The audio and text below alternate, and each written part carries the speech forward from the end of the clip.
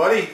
Next off the pile is a Stanley number 78W Duplex Weather Stripping Plane. Let's take a look at it. The 78W is an uncommon, maybe even rare plane that was made between 1936 and 1943. It is exactly the same as the Stanley number 78 Duplex Rabbet Filletster Plane that you see sitting behind it. Well, exactly the same with one major difference. The steel runner on the bottom of the 78W, you don't have one of those on the bottom of a Stanley number 78.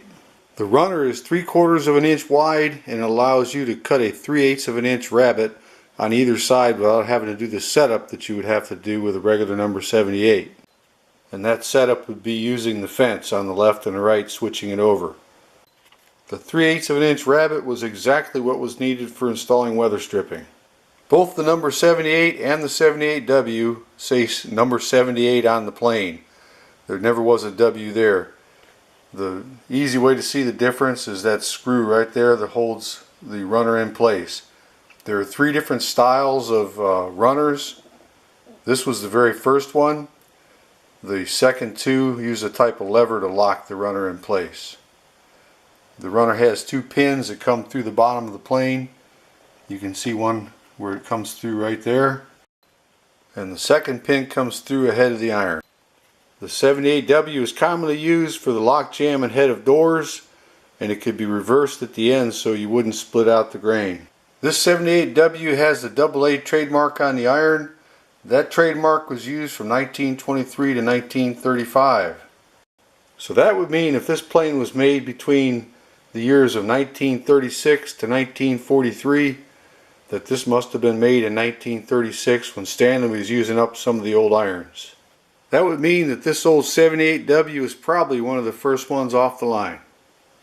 And on a similar note, the other 78 that I've got, the regular Stanley 78, this one came in a Sweetheart box, and the trademark on this is not a Sweetheart trademark.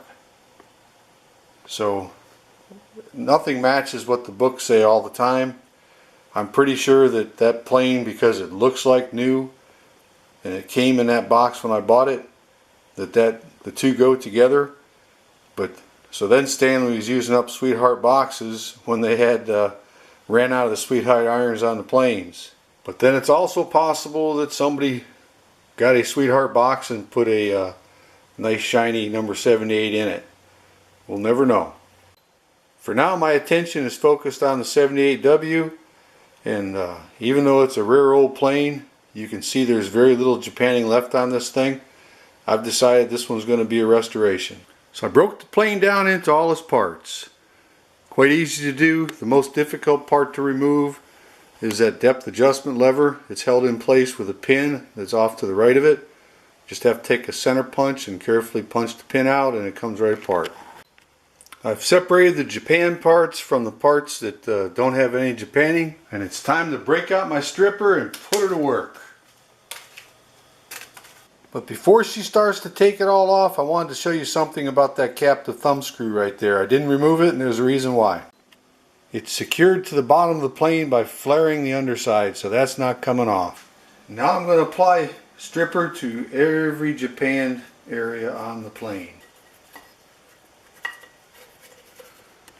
And with a generous coat of stripper applied to all the parts, you can see even before I was done putting it on, the old finish is almost completely loosened already. But I'm going to let it sit for about 15 minutes and then use the hose and a brush and clean them up. So I hosed off the stripper, then I took it into the deep sink with some hot water and Simple Green and a toothbrush. Cleaned it up, got it ready for the next step, which I'm going to take that dental pick and my scraper tool and any remnants of Japanning I see left, I'm going to try to get those off. And all those little flecks and specks were the result of the picking and scraping. Next step is a light once over in my sandblaster to get this thing ready for paint. And with the blasting done, these parts are looking really good. The next step is to take it over to the wire wheel and get the surfaces I can with that. What I can't get with the wire wheel, I'm going to go to a small wire brush and then steel wool. At that point, the surfaces that need painting are going to be ready.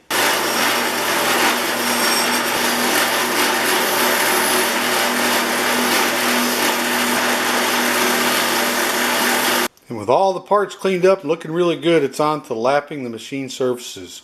Just a light lapping to get them looking nice and almost like new again. So what needs to be lapped is the bottom of the body, both the left and the right sides. Those are machine surfaces. The machine side of the fence will get lapped, and the machine side of the depth stop. They don't need a lot. Do a little bit, check it, so it's cleaned up and looking good.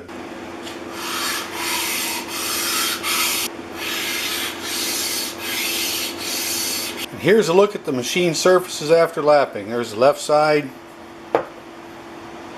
Here's a look at the bottom. Right side.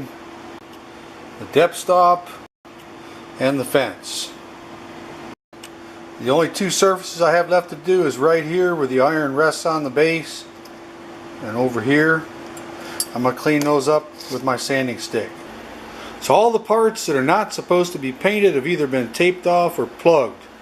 I use the dental pick and some blue shop paper towels to plug the holes, and I use a razor knife, a little X-Acto knife right there, to trim the tape around all the edges. It's easier to keep it off than to remove it after you spray it somewhere where it's not supposed to be.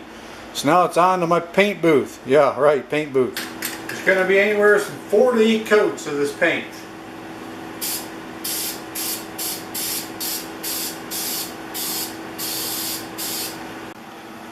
And this is what I'm using. I've got 1 coat on. Looking good so far.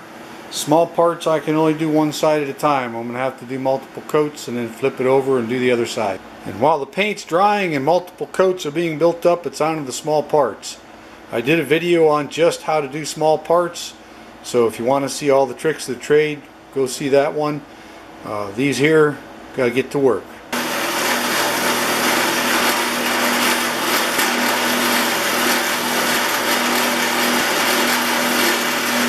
The steel runner and the small parts cleaned up nice. I lubricated them and they're ready to go back on the plane.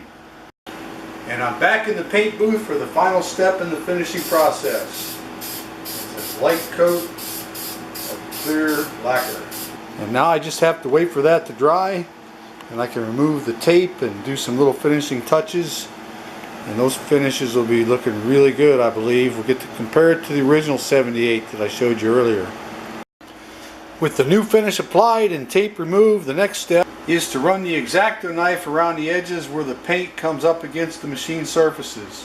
What you don't want to do is have a high edge right there, so you take and slightly trim the paint about a 45-degree angle all around those edges. And after that, it's 4/0 steel wool, lightly buffing over all of the new finish.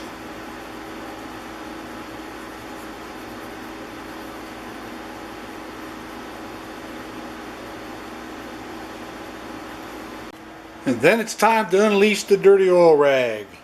In that rag I have Howard's feeding wax.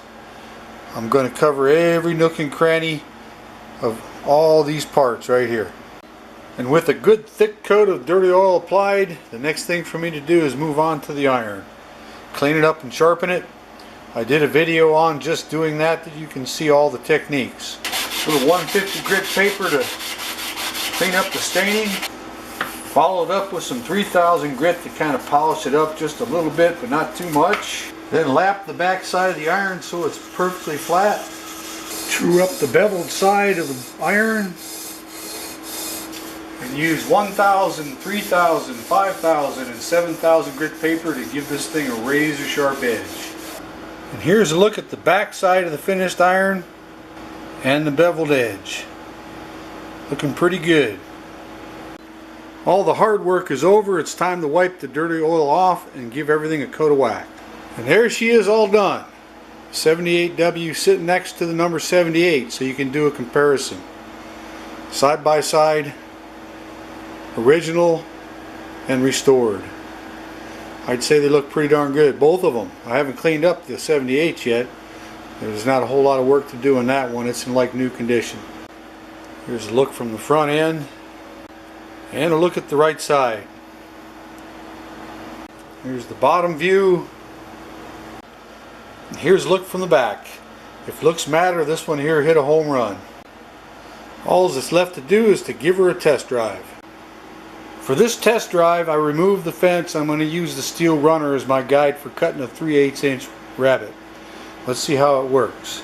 I'm going to start from this side so I can take care of where the grain would break out when I make the passes all the way across. I'm just going to chip this leading edge off. I have no idea how they used to do it in the olden days. So I've done that. Now I'm going to come in from this side and work it all the way across.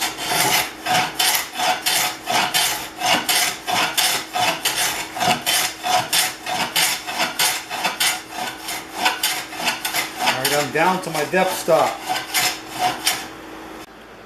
And there's what it looks like. I'd say for first attempt that doesn't look too bad. Now we're going to take the runner off the bottom and try using the fence for a wider rabbet.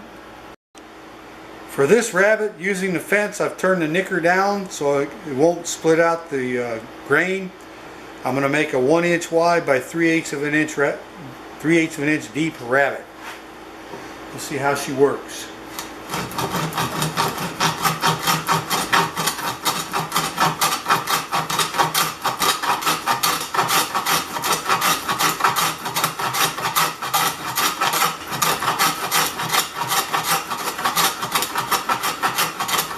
That's it, she's down to the fence in a depth stop.